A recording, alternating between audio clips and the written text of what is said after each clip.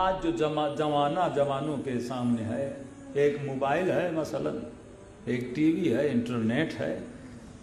تو اس میں ہزاروں قسم کے شیطانی گمراہ کرنے والے حربے ہیں۔ میں نے کراچی میں کسی مجلس میں کہا تھا کہ اگر بچوں کی صحیح تربیت نہیں کی، بچیوں کی صحیح تربیت نہیں کی تو موبائل نہ دیا کرو، کیونکہ تم ایک وسیلہ دے رہے ہو گمراہی میں مبتلا ہونے کا۔ کسی مومن نے میسج کیا، مولانا یہ تو ٹیکنالوجی کا زمانہ ہے، ہم بچوں کو موبائل سے کیسے روکیں؟ تو آپ کے بیان سے یہ تاثر مل رہا ہے کہ آپ ٹیکنالوجی کے اینٹی ہیں۔ ہاں، میں نے کہا ٹیکنالوجی کی مخالفت کسی نے نہیں کی۔ موبائل سے میری مراد ٹیبلٹ نہیں ہے، موبائل میں ہوتا ہے سم۔ ہر اس چیز سے اپنے بچے اور بچی کو بچاؤ جس میں کوئی ایسا سوراخ پیدا ہو جائے کہ جس میں کوئی نامحرم داخل ہو جائے۔ میں اس لیے یہ باتیں کرتا ہوں کیونکہ میرے پاس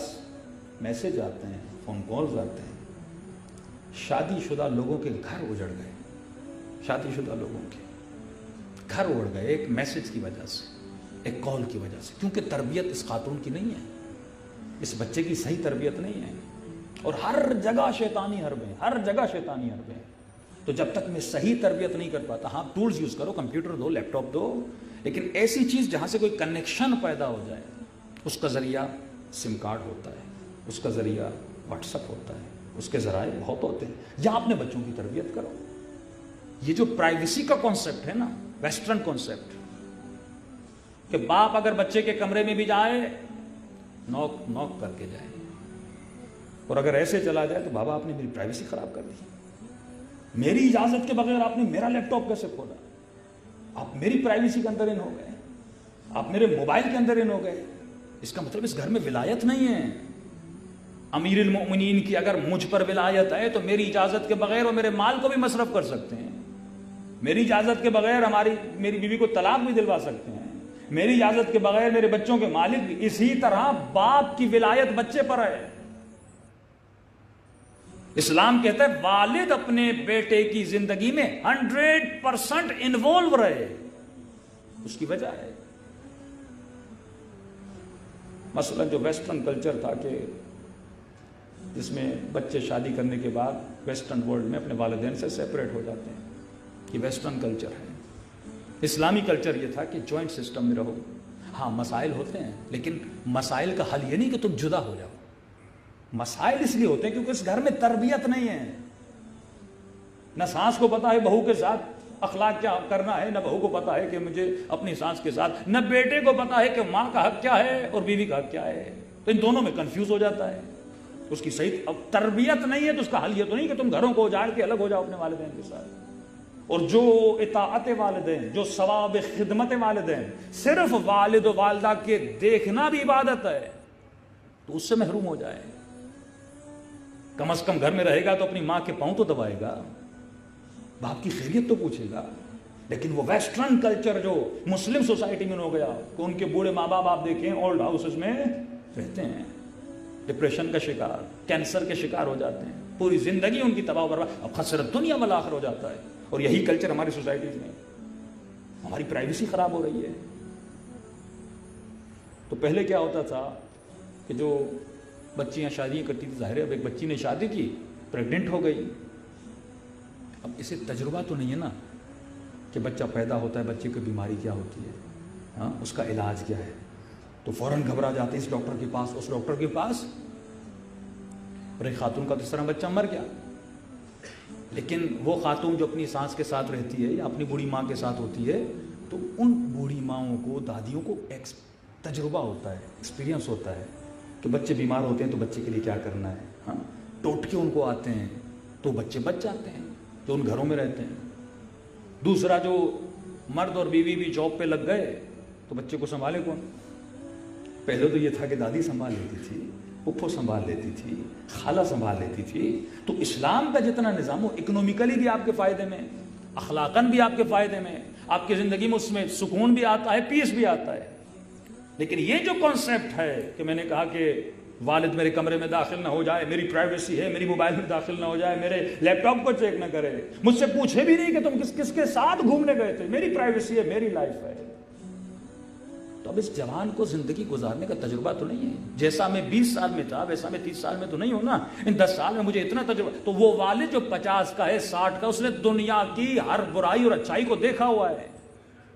وہ بیٹر اپنے بچے کو گائیڈ کر سکتا ہے کہ میرے لال فلاں سے دوستی نہ کرنا، فلاں جگہ پہ نہ جانا، یا آج جو تم شہوتوں میں پڑے ہوئے ہو، موبائل کے غلط تعلقات میں اور غلط دوستیوں پڑے ہوئے ہو، ہم بھی ان چیزوں سے گزر چکے ہیں، اس میں کچھ بھی نہیں ہے، تمہاری زندگی تب یہ وقتی مزہ ہے۔ تو اگر اچھا گائیڈ کرے، مولا فرماتے ہیں عقل مند انسان وہ ہے جو دوسروں کے تجربے سے فائدہ لیتا ہے۔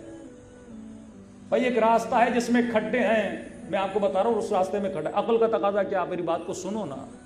لیکن جو بے وقوف کہتا ہے میں جا کر دیکھوں گا کھڈا ہے تو کتنا گہرا ہے، دیکھنے سے کیا ہوگا، تمہاری زندگی تباہ و برباد ہو جائے گی۔ تو اگر والد اور والدہ اس بیٹی اور بیٹے کی زندگی میں انوالو نہ ہو تو ان کی زندگیاں تباہ و برباد ہو جاتی ہیں۔ جو ہم نے آزادی کے نام پہ، فریڈم کے نام پہ اپنے بچوں کو چھوٹ دی ہوئی ہے، تو ان بچوں کی دنیا بھی تباہ ہوتی ہے، ان بچوں کی آخرت۔ اور ان بچوں کو سمجھائیے، ڈانٹیے مت، مثالیں دے کر سمجھائیے۔ انشاءاللہ اگلی مجالس میں آئے گا کہ جس کا ایک صفت ولایت اہل بیت کی ہے کہ آپ اپنے وجود میں اپنے نفس کی عزت نفس، سیلف ریسپیکٹ کو بڑھائیے۔ تو جب تک اولاد کی سیلف، مثلا ایک بچی یونیورسٹی سے آتی ہے، کہتی ہے کہ وہاں تو کوئی دوپٹہ نہیں پہنتا، مثلا حجاب نہیں کرتا، تو آپ مجھے کیوں کہہ رہے ہیں میں حجاب کروں؟ تو آپ اس کو سمجھائیں کہ جو حجاب کرتا ہے اللہ کے نزدیک اس کی عزت ہوتی ہے، اس کی سیلف ریسپیکٹ ہوتی ہے، اور یہ جو حجاب نہیں کر رہی یہ اپنی سیلف ریسپیکٹ اس کی نہیں ہے، اس کے اندر عزت نفس نہیں ہے۔ کیا تجھے قیامت کے سامنے اپنے نفس کی عزت کو بڑھانا نہیں؟ اس کا ایک ریزن ہے۔ تو بیٹی یہ دیکھو، آج کیونکہ اس میں بھی آؤں گا کہ آج کوشش کی جا رہی ہے کہ شریعت کو کلچر بنایا جائے۔ مثلا آپ لبنان چلے جائیں گے، کچھ ایسی کنٹریز ہیں جہاں پہ خواتین مقنعہ، سر پہ برقع مقنعہ پہنتی ہیں، لیکن نیچے آپ دیکھیں گے تو جینس پہنی ہوئی ہے۔ اسی اسلام آباد میں بھی ہوگا، بعض یونیورسٹیز میں آپ نے دیکھا ہوگا، ٹائٹ لباس پہنا ہوا ہے، لیکن سر بھی ڈھانپا ہوا ہے۔ اس نے سر شریعت کی وجہ سے نہیں ڈھانپا، فیشن کی وجہ سے ڈھانپا ہے۔ تو اس نے کیا کوشش کی، یہی جوان جس کو باپ کہتا تھا داڑھی رکھو داڑھی رکھو، داڑھی نہیں رکھ رہا تھا، اور جب کسی ہالی ووڈ کے بالی ووڈ کے بڑے ایکٹر نے داڑھی رکھی، اس نے داڑھی رکھنا شروع کر دی۔ اب خوش ہو گیا کہ باپ بھی راضی، شیطان بھی راضی، ہاں بابا بھی راضی ہو گیا، یونیورسٹی جا رہا ہوں، فیشن ہے، 4 لڑکوں نے رکھا ہوا تو میں بھی داڑھی رکھ رہا ہوں۔ وہ داڑھی جو خدا کے لیے رکھی جائے اس پر رحمت ہے، لیکن جو داڑھی شیطان کے لیے رکھی جائے اس داڑھی پہ لعنت ہے، کیونکہ الاعمال بالنیات، تو کس کے لیے رکھ رہا ہے، پروردگار عالم کے لیے یا زمانے کے لیے؟ تو آج کوشش یہ کی جا رہی ہے کہ شریعت کو کلچر بنایا جائے، اور جب کلچر بن گیا تو مختلف فیشن یاد آئیں گے، حجاب اس طرح کیا جائے، اس طرح کیا جائے، لیکن شریعت میں حدود ہیں۔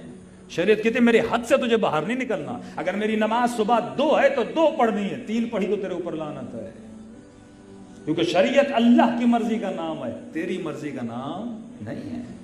اگر تو اپنے وجود پہ اہل بیت کی ولایت کو، ولایت کا مطلب یہ ہے کہ اپنے وجود پہ مرضی خدا کو نافذ کرے، تو آج سب سے بڑا فقدان یہ ہے کہ ہمیں پتہ ہی نہیں اس بچے کے اندر سیلف ریسپیکٹ کو کیسے بڑھانا ہے۔